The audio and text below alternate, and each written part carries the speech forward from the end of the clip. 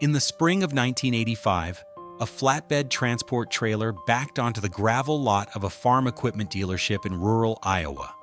The mechanics stepped out of the service bays. The farmers drinking coffee inside the parts department stopped talking and walked to the window. They were waiting for a delivery from a manufacturer they had known their entire lives. But the machine that rolled down the steel ramps was fundamentally wrong. It was not painted in the brilliant Persian orange that had defined the American agricultural landscape for half a century. It was painted a stark, unfamiliar spring green, and stamped across the side of the engine cowling was a name that did not belong in the American Midwest: Deutz-Allis. The color was a visual shock. The name was a corporate death certificate. In a single quiet transaction, one of the most powerful manufacturing empires in United States history had been effectively erased from the soil it helped cultivate. Just a decade earlier, that exact same dealership had sold fleets of proud orange machines. Allis-Chalmers had been a titan of American industry. Their sprawling, thunderous factory complex in West Allis, Wisconsin, was a cathedral of steel and engineering that employed tens of thousands of American workers. They were the pioneers who put the American farm tractor on pneumatic rubber tires. They had dictated the speed, the rhythm, and the efficiency of the modern harvest.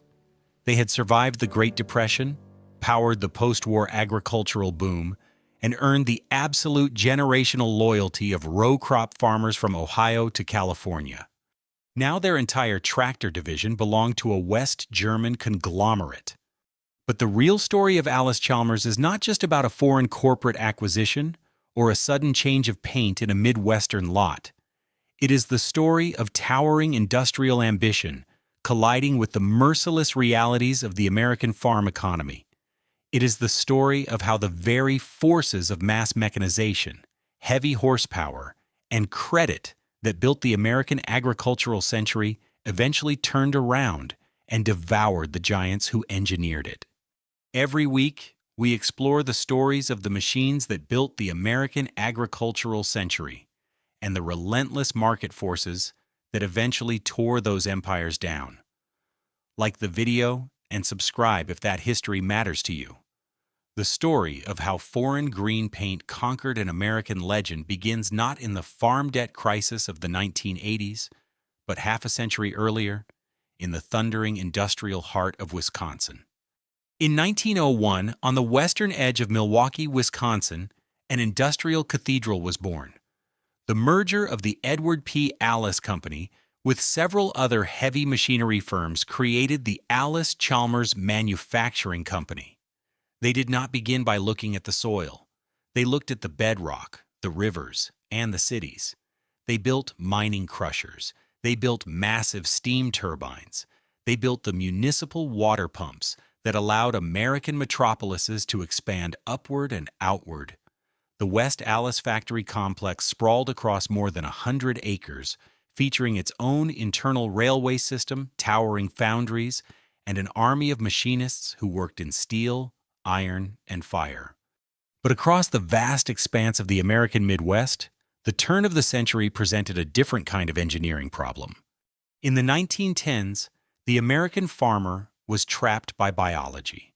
Horses and mules provided the primary pulling power for agriculture, but they required constant feeding, daily care, and millions of acres of farmland just to grow their own forage. Steam traction engines, massive coal-burning behemoths that heated water to produce steam power, had conquered the heavy threshing work, but they were a hazard. They weighed tens of thousands of pounds. They compacted the earth into concrete. They threw sparks that regularly ignited dry grain fields. The American farmer desperately needed mechanical horsepower that was light enough to drive across a field without destroying it, and affordable enough for a family operation. The internal combustion engine offered the solution, but early gasoline tractors were crude, punishing machines. They were essentially iron sleds mounted on brutal steel wheels equipped with sharp lugs, heavy metal cleats designed to bite into the dirt for traction. A steel-wheeled tractor vibrated violently. It shook bolts loose. It exhausted the operator, and it moved at a grinding 2 or 3 miles per hour. Allis-Chalmers entered this chaotic agricultural arena in 1914. Leveraging their experience in heavy engineering, they introduced their first tractor, the tricycle-style 1018. They built it the only way a mining and steam turbine company knew how to build a machine: heavy, over-engineered, and nearly indestructible. The timing was perilous. By the early 1920s, the American tractor market had descended into a brutal corporate bloodbath.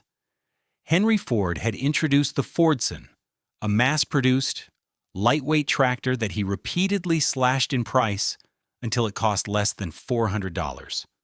International Harvester, the reigning giant of farm equipment, fought back with immense manufacturing scale and a deep, established dealer network. Independent tractor companies were crushed in the crossfire. By 1925, the Allis-Chalmers tractor division was a financial hemorrhage. The machines, like the massive 20 to 35 model, were respected for their raw pulling power, but they were entirely disconnected from the economic reality of the American family farm. They were too expensive. The corporate board in West Allis, looking at ledgers stained in red ink, seriously debated liquidating the agricultural division entirely and retreating back to the safe, profitable world of industrial turbines. Instead, they appointed a new manager for the tractor division, Harry Merritt. Merritt was not a metallurgist or a design engineer. He was a ruthless, brilliant sales strategist who understood that an American farmer did not buy a tractor to admire its engineering. A farmer bought a tractor to guarantee a harvest, and a machine was useless without a price tag that a rural bank would finance, and a local dealer who could provide a replacement part before a rainstorm ruined the crop. Merritt did not immediately redesign the heavy steel. He redesigned the economics. In 1928, Merritt executed a market shockwave. He slashed the retail price of the heavy-duty Allis-Chalmers 20 to 35 tractor from $1,950 down to $1,295, dropping the cost to roughly $23,000 in modern equivalents. It was a staggering reduction. Industry trade publications, including Implement and Tractor Magazine, noted the aggressive pricing maneuver as a declaration of war against the established agricultural giants. Simultaneously, Merritt recognized the fatal flaw of the Allis-Chalmers distribution system. Selling a tractor direct from a Wisconsin factory to a farmer in Nebraska was commercial suicide if a bearing failed in mid-July. Merritt launched an aggressive campaign to recruit independent farm equipment dealers across the critical row crop regions, the practice of planting crops in evenly spaced lines to allow for mechanical cultivation. He targeted Illinois, Iowa, and Indiana, building a network of local businessmen who would stock Allis-Chalmers parts, train mechanics, and stand behind the product in their own communities. The strategy worked. By 1929, the tractor division had violently reversed its trajectory. It was no longer the financial liability of West Allis. It was rapidly becoming the primary profit engine of the entire corporation. Yet a fundamental physical ceiling remained. No matter how perfectly priced the machine was, no matter how loyal the new dealer network became, the tractor was still riding on heavy, punishing steel wheels. It could not be driven on newly paved rural roads without tearing the asphalt to shreds. It was agonizingly slow. It was physically brutal to operate. To truly conquer the American field, Allis-Chalmers needed more than a pricing strategy. They needed a mechanical revelation that would completely sever the tractor from its heavy, iron-bound past. And Harry Merritt was already looking at an entirely different industry to find it. The fundamental limitation of the early 20th century American tractor was not the engine. It was the wheels. Since the dawn of mechanized agriculture, tractors had ridden on massive steel rims, equipped with steel lugs, heavy spade-like metal cleats, bolted directly to the wheels to bite into the dirt for traction. In a muddy field, steel lugs were highly effective. Everywhere else, they were a mechanical disaster. A steel-wheeled tractor vibrated violently, shaking bolts loose and punishing the spine of the operator. It consumed excessive fuel simply to move its own massive weight, and crucially, it was effectively trapped in the field.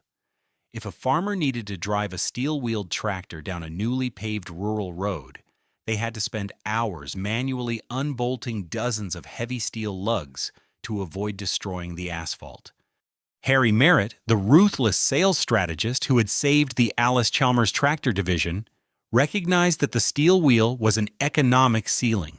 A tractor that could not travel efficiently could not scale. In 1931, Merritt authorized a radical experiment. Partnering with Harvey Firestone, the founder of the Firestone Tire and Rubber Company, Allis-Chalmers engineers stripped the heavy steel wheels off a Model U tractor. In their place, they mounted low-pressure pneumatic tires, rubber casings filled with compressed air, originally designed for heavy aircraft, that absorbed shock and allowed the machine to float over the soil, rather than cut deep into it. The American agricultural establishment dismissed the idea entirely. Farmers looked at the smooth rubber and concluded it was a joke. In the minds of the period, rubber became slick when wet.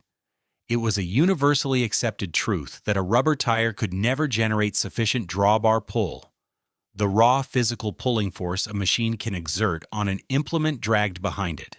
They believed a rubber-tired tractor would simply spin helplessly in the damp spring soil of the Midwest. Merritt did not argue with the farmers. He designed a spectacle. To break the psychological barrier of the American market, Allis-Chalmers did not publish technical white papers. They took their machines to the dirt tracks. In 1933, the company staged high-speed tractor races at the Iowa State Fair, the Wisconsin State Fair, and local county exhibitions across the Midwest. They hired professional race car drivers, including Barney Oldfield and Ab Jenkins, to drive stripped-down Model U tractors equipped with Firestone rubber. At the Bonneville Salt Flats in Utah, Jenkins drove an Allis-Chalmers tractor to a staggering speed of 68 miles per hour. The visual impact was absolute. A machine previously known as a slow, lumbering iron beast was suddenly overtaking automobiles. It proved that rubber tires could withstand extreme mechanical stress. It proved they were safe. Most importantly, it proved that a farmer could finish cultivating a field, shift into high gear, and drive smoothly down a paved road to the next farm without unbolting a single lug. To ensure that no one in America could ignore these new machines, Merritt ordered a permanent change to the company's visual identity. While on a trip to California, he had observed fields of wild state poppies blooming in a vibrant, aggressive shade of orange. He ordered the Allis-Chalmers paint department to replicate it. The resulting color, designated Persian Orange, replaced the dull industrial greens and grays of the company's past. It was not merely a cosmetic choice. It was a branding weapon.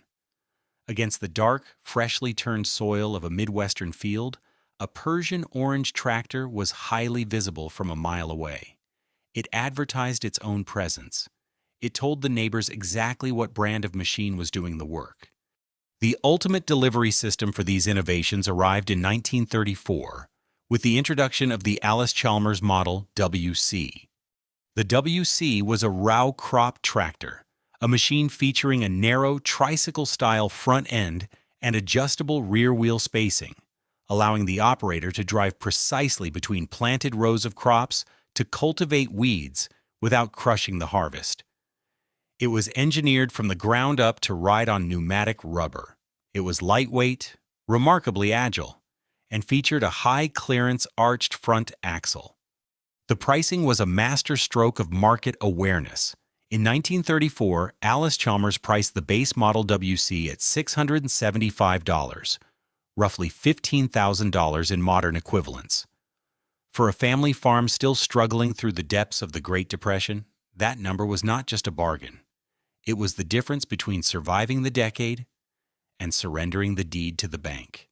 It cost less than a team of good draft horses, and the harness required to pull them. The American agricultural infrastructure rapidly validated the design.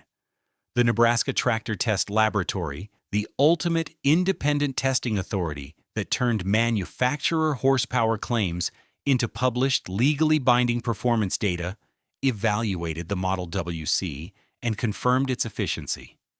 The test proved that a lighter tractor on rubber delivered more work per gallon of fuel than a heavier tractor on steel.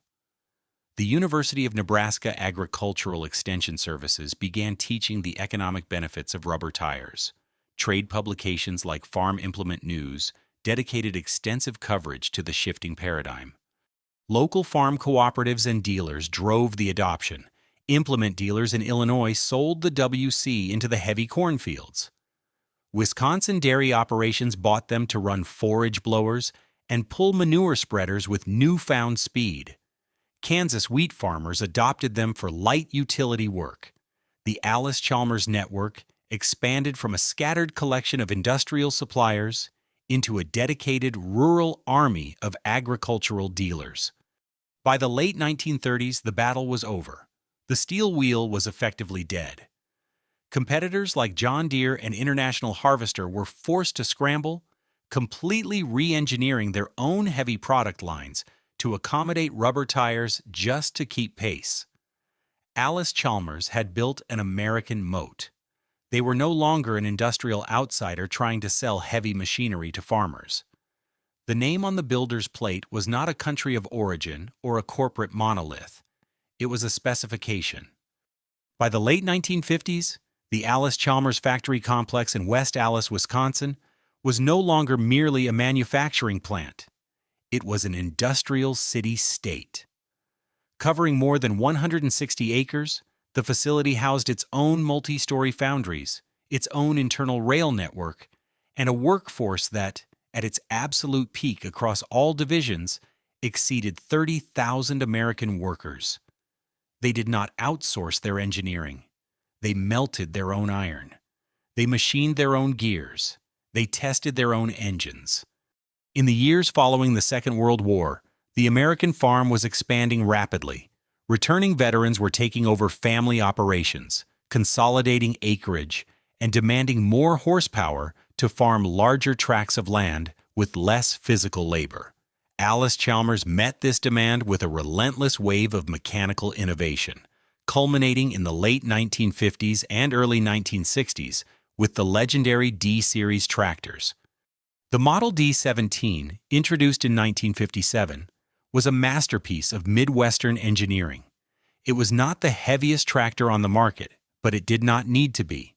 Allis-Chalmers engineers had perfected a system called the traction booster, a hydraulic mechanism that automatically transferred the downward weight of a pulled implement, like a plow, directly onto the tractor's rear drive wheels whenever it encountered tough, heavy soil. It meant a lighter, highly fuel-efficient tractor could pull like a massive, heavy iron behemoth without packing the earth into concrete. In a market where fuel costs and soil compaction dictated narrow profit margins, the traction booster was not just a convenience, it was a financial weapon. The professional ecosystem that supported these machines was vast, entrenched, and fiercely loyal. In the deep corn soils of Iowa, regional distributors pushed the D17 into heavy row crop service. In the dairy lands of Wisconsin, smaller utility models ran forage blowers and cleared snow from barnyards every morning of the winter. In the vast wheat fields of Kansas, farmers hitched Allis-Chalmers combines to their tractors, trusting the machinery to gather the grain before the weather turned. In the specialty crop rows of California's Central Valley, narrow-profile orange tractors maneuvered through tight orchard lanes. The agricultural establishment validated the engineering at every level. Farm Equipment magazine and Implement and Tractor heavily featured the D-Series in their trade reports, praising the fuel economy and the hydraulic sophistication. The Nebraska Tractor Test Laboratory verified the exact drawbar pull and fuel consumption rates, giving independent dealers hard, unassailable data to present to skeptical buyers. In 1961, the company pushed the boundary of scale again by introducing the Model D19. It was the first row crop tractor produced by a major manufacturer to feature a factory-installed turbocharger, an exhaust-driven air compressor that forced more dense air into the engine, dramatically increasing horsepower, without increasing the physical size or weight of the engine block. A farmer could now buy a mid-sized tractor capable of pulling 5 plow bottoms simultaneously. At roughly $6,500 in 1961, approximately $66,000 today, the D19 represented a massive capital investment for a family operation, but it promised to cut days off the relentless spring planting schedule. By the close of the 1960s, Allis-Chalmers had cemented its position as the third largest manufacturer of farm equipment in the United States, standing shoulder to shoulder with John Deere and International Harvester. The agricultural dealer network had swelled to thousands of independent storefronts stretching from the Ohio River Valley to the Pacific Coast. A farmer walking into an Allis-Chalmers dealership in Illinois did not just see a piece of equipment. He saw a parts counter backed by the immense industrial might of a Wisconsin factory. He saw mechanics specifically trained on precise hydraulic tolerances. He saw a supply chain that promised him mechanical uptime when his livelihood depended entirely on beating the weather. The cultural footprint of Allis-Chalmers in the 1960s extended far beyond the ledger books. The company had achieved something nearly mythical. The West Allis factory was no longer just a manufacturing center. It was a sprawling industrial kingdom, a roaring, smoke-wreathed mansion of steel and fire that pulsed with an almost boundless American ambition. The men and women who clocked into the foundries every dawn believed they were not merely assembling components. They were forging the very instruments that tamed the earth and fed the world.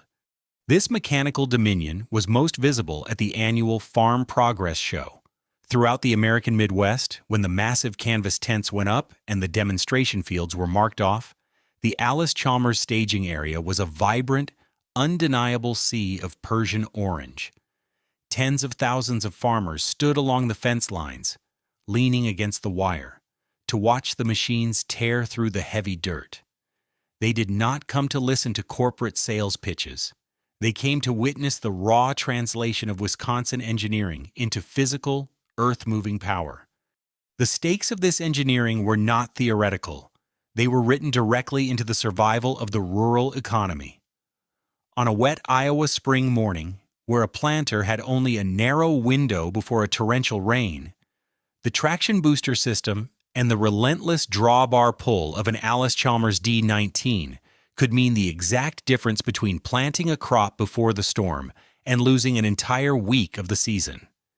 In an industry dictated by chaotic weather and razor-thin margins, a tractor that failed in the mud was a financial catastrophe. A tractor that held the line was a savior. For a generation of farmers, that bright orange paint became synonymous with reliability. By the late 1960s, Allis-Chalmers had produced hundreds of thousands of tractors across their mid-century lines. The company reached its zenith, commanding a peak network of more than 3,000 independent dealers spanning the North American continent. To step onto an Allis-Chalmers dealership lot in 1968 was to stand at the absolute summit of American agricultural confidence. The machines sat in perfect, gleaming rows under the summer sun. The Persian orange enamel caught the light, contrasting sharply with the thick black rubber of the Firestone tires and the deep green of the surrounding cornfields. The air around the open service bays smelled of heavy gear oil, fresh paint, and the sharp, metallic tang of arc welders. When a farmer climbed the steel steps onto the operator's platform of a new tractor, gripped the heavy steering wheel, and felt the deep, rhythmic vibration of the diesel engine coming to life, he was not just turning a key. He was commanding a piece of the West Allis empire. Every gear was cut in Wisconsin. Every cast iron housing was poured in American foundries. Every hydraulic line was tightened by American hands. The company had successfully bridged the immense, silent gap between the towering, soot-stained brick walls of heavy industry and the quiet, desperate solitude of the rural harvest. They had built an empire that felt completely invincible. They possessed the engineering excellence, the fierce dealer loyalty, and the deep cultural reverence of the American heartland. But the sheer, monumental scale of the West Allis facility, the massive, centralized industrial mansion that had made their glorious rise possible, was quietly transforming from their greatest weapon into an unbearable, inflexible weight. The golden age of Persian Orange had crested, and the American farm economy, a force far larger and infinitely more ruthless than any factory, was about to shift entirely. By the twilight of the 1970s, the American agricultural sector was operating under a dangerous illusion of infinite, uninterrupted growth. Driven by federal agricultural policy that encouraged farmers to plant fence row to fence row, and fueled by booming international grain exports, the Midwestern farm economy became addicted to scale. To farm larger tracts of land, farmers needed massive equipment. To buy that equipment, they took on staggering levels of debt, leveraging the rising value of their own soil to finance the operation. Allis-Chalmers responded by engineering machines built for this new era of agricultural giants. They poured millions of dollars into developing larger, heavier, and more complex tractors. But the collapse of the Persian Orange Empire was not initiated by a failure of mechanical engineering on the drafting tables of Wisconsin. It was triggered by Force 2, farm credit, regulation, and political headwinds. In January 1980, the United States enacted a sudden embargo on grain sales to the Soviet Union. The structural foundation of the American agricultural export market evaporated almost overnight. Corn, wheat, and soybean prices crashed. Simultaneously, in an effort to combat rampant national inflation, the Federal Reserve aggressively tightened monetary policy, pushing interest rates to suffocating, unprecedented heights. A farmer who had traditionally financed machinery at 7 or 8% was abruptly facing loan rates of 18 to 20%. The value of agricultural land, the collateral that secured every farm loan in America, plummeted. The American farm crisis of the 1980s had begun. And for Allis-Chalmers, the timing was an industrial death sentence. At this precise catastrophic moment, the company introduced the 8000 series tractors. These were undeniably magnificent machines. The Model 8070, for example, boasted a turbocharged diesel engine and a sophisticated power shift transmission, a heavy-duty gearbox that allowed the operator to seamlessly change gears under extreme pulling load without ever clutching or stopping the tractor. It was designed to pull massive, multi-bottom plows across vast acreages with brutal efficiency. But the 8000 series arrived on dealership lots precisely when the Midwestern family farmer was fighting off foreclosure. At prices routinely exceeding $40,000 in early 1980s money, roughly $145,000 today, these machines required financing that no rural bank was willing to underwrite. The very architecture of Allis-Chalmers now turned against it. The West Allis factory complex, the sprawling 160-acre cathedral of American manufacturing that had made their glorious rise possible, transformed into an unbearable corporate anchor. To keep a facility with its own foundries, rail yards, and thousands of unionized workers operational, a company must maintain a massive, relentless volume of retail sales. But the farmers had stopped buying. The production line slowed to a crawl. Thousands of highly skilled American machinists and assemblers stood in echoing, partially empty buildings, entirely separated from the financial realities destroying their customer base. This vulnerability exposed the company to Force 1, domestic horsepower and dealer dominance. While every agricultural manufacturer suffered during the farm crisis, giants like John Deere possessed the immense corporate financial reserves necessary to weather the storm, subsidize their own credit arms, and artificially support their struggling dealer networks. Allis-Chalmers did not. Burdened by staggering debt across its other failing industrial divisions, the corporation could not provide its agricultural dealers with the financial lifelines they desperately needed to survive. Furthermore, the brand was being quietly cannibalized by its own legacy, falling victim to Force 3, competition from used equipment and domestic loyalty. As generational family farms failed and went to auction across Illinois, Iowa, and Indiana, the secondary market was suddenly flooded with slightly used, highly reliable D-Series and 7000 Series tractors. An American farmer trying to survive the 1983 planting season did not walk into an Allis-Chalmers dealership to finance a brand new 8070. He went to a neighbor's bankruptcy auction and bought a 10-year-old Allis-Chalmers for pennies on the dollar. The durability of their past engineering was actively destroying their present sales. To stave off complete corporate liquidation, the executives in Wisconsin began a desperate, agonizing retreat. They began to dismantle the empire piece by piece. They sold off their construction equipment divisions. They liquidated their industrial pump and turbine operations. But the tractor division, the cultural heart of the company and once its greatest profit engine, was hemorrhaging cash at a fatal rate. Across the American heartland, the professional ecosystem began to fracture. Dealerships that had proudly flown the Persian Orange flag for 3 generations looked at their empty showrooms and made brutal, pragmatic decisions. They quietly took down the Allis-Chalmers signs. They abandoned the brand to sell competing lines, or they simply locked their doors, liquidated their parts inventories, and closed their service bays forever. By 1984, the tractor division was bleeding millions of dollars a month. The West Allis factory was operating at a fraction of its capacity, producing a surplus of tractors that no one could afford to buy. The executives in the boardroom realized that they could no longer manufacture farm equipment in the United States. The decision was made. The tractor division had to be sold. But the buyer they found would not just purchase the patents and the inventory. They would fundamentally violate the identity of the machines, triggering the final, catastrophic collapse of the brand in the American market.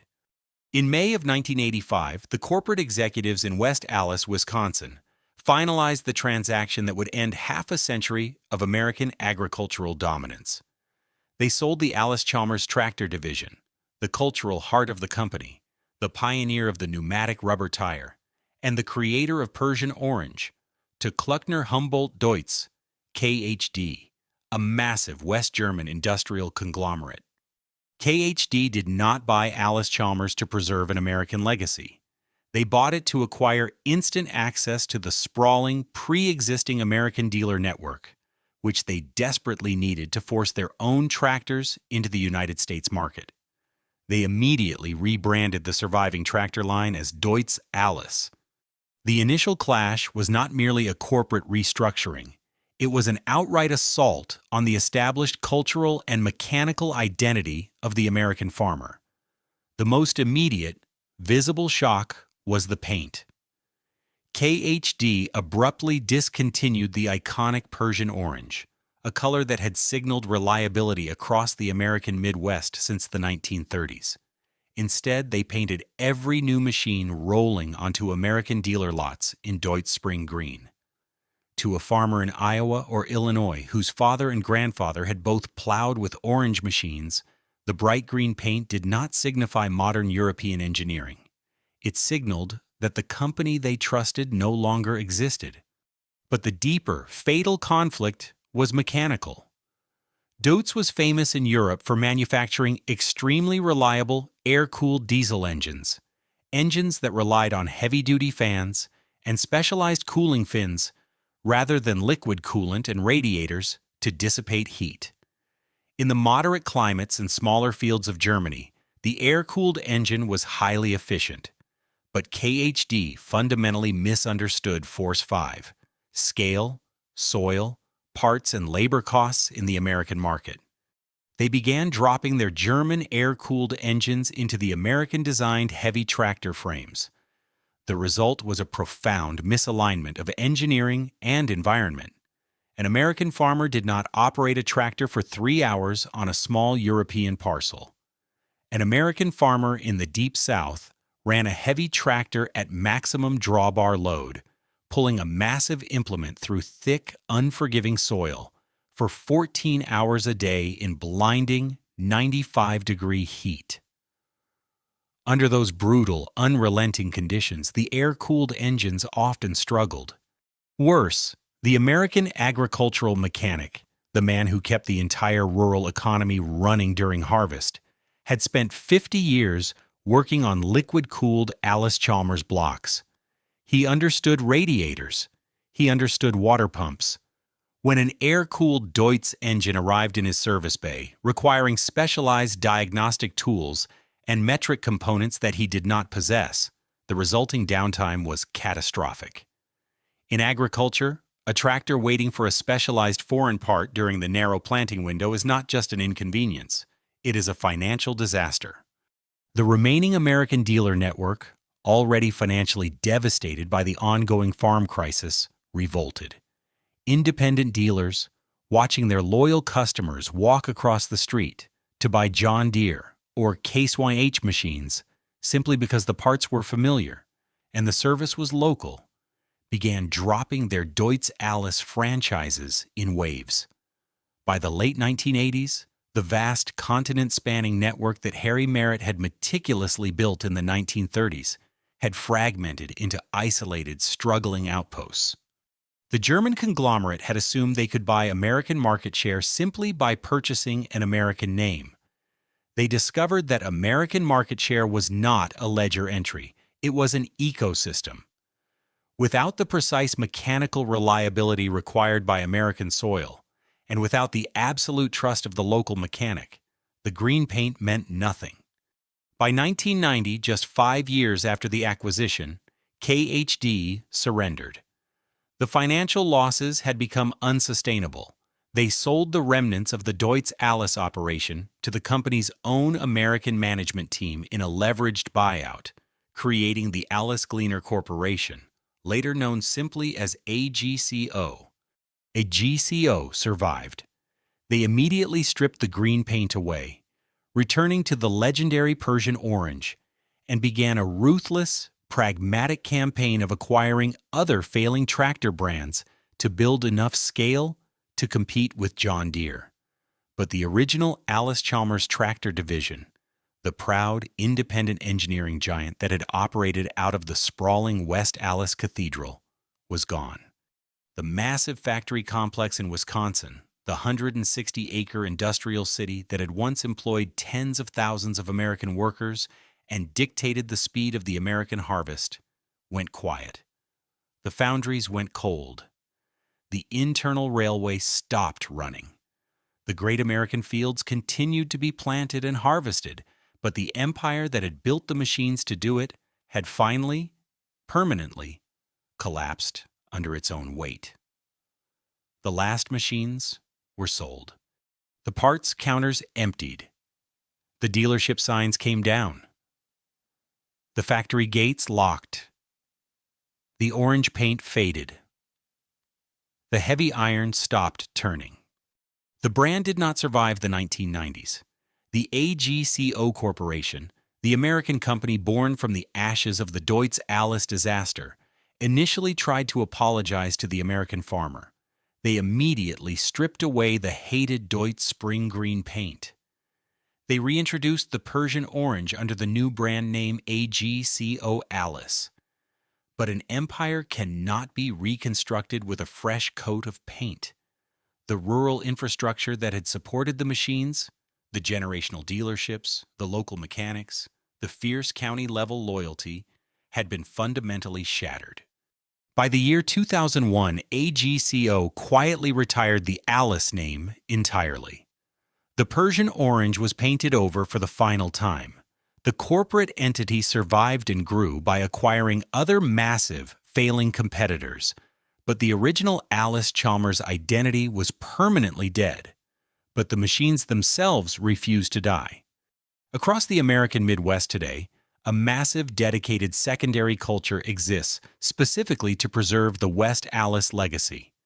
At county fairs in Wisconsin, antique tractor pulls in Illinois, and harvest festivals throughout the Ohio River Valley, the machines gather in enormous numbers. They call these events the Gathering of the Orange. They are attended by retired mechanics, multi-generational farmers, and industrial historians who spend thousands of dollars and thousands of hours rebuilding hydraulic traction booster systems, sourcing original Firestone rubber, and mixing exact chemical matches of the 1930s Persian Orange paint. They do not preserve these machines merely as static museum pieces. They preserve them as functioning testaments to American industrial supremacy. An Allis-Chalmers WC from 1938 or a D17 from 1960 commands immense respect in these communities, not just for its age, but for the absolute mechanical honesty of its design. That honesty provides a very specific utility in the modern agricultural economy. A small-scale family dairy in Wisconsin or a hobby farm in Indiana does not need a modern, $200,000 tractor equipped with satellite guidance and proprietary software to run a manure spreader. They do not need microchips to spin a power takeoff shaft for a grain auger. They need a simple, heavy piece of iron that will start in the cold, pull hard in the mud, and allow the operator to fix a broken linkage with a basic set of hand tools. An old Allis-Chalmers survives in the American barn today because its engineering represents a financial sanctuary. It is a machine that belongs entirely to the farmer, completely immune to dealership software locks and subscription-based diagnostics. There is a profound irony in what survives and what was erased. The Allis-Chalmers tractor division was destroyed by corporate mismanagement and a brutal farm crisis. But a strange, resilient fragment of the empire still operates at the absolute cutting edge of American agriculture. In 1932, Harry Merritt had authorized the purchase of a small combine harvester manufacturer called Gleaner. Today, while the Allis-Chalmers name has been wiped from the hoods of modern tractors, the Gleaner combine brand is still manufactured by AGCO. Every summer, fleets of massive silver Gleaner combines roll across the immense wheat fields of Kansas and the Dakotas, harvesting millions of acres of grain. The silver machines are the direct, living descendants of the West Allis boardroom, silently carrying the DNA of the fallen empire through the modern harvest. But if you travel to the geographic heart of that empire, you will find almost nothing. The West Allis factory complex in Wisconsin, the sprawling 160-acre cathedral of heavy manufacturing that once employed tens of thousands of American workers, has been almost entirely obliterated. The multi-story brick foundries where raw iron was melted and poured are gone. The internal railway yards where thousands of Persian Orange tractors were loaded onto flatbed cars are gone. The towering smokestacks that defined the local skyline have been torn down. The land was simply paved over. Today, the address is occupied by suburban shopping centers, grocery stores, and massive, flat asphalt parking lots. The geography that once dictated the speed and rhythm of the entire American agricultural harvest is now completely silent.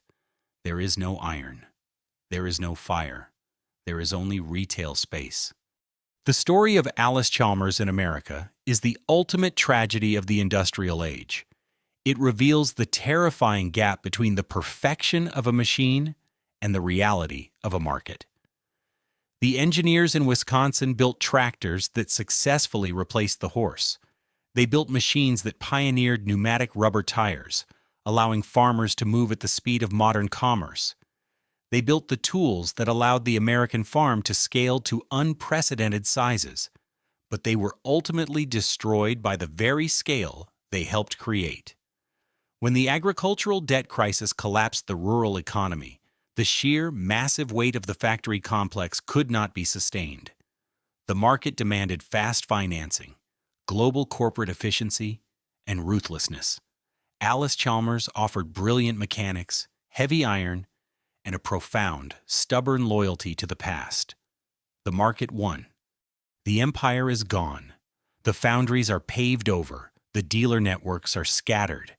The original corporate ledgers belong to history, but out in the deep black soil of the Midwest, the work remains. Somewhere in Iowa, parked along the edge of a frozen, newly turned field, a 70-year-old Allis-Chalmers D19 sits quietly under the morning frost, still bearing the faded Persian orange paint on its heavy steel hood, still holding the oil pressure steady, still waiting for an American hand on the throttle and a farm that needs turning. See you in the next one.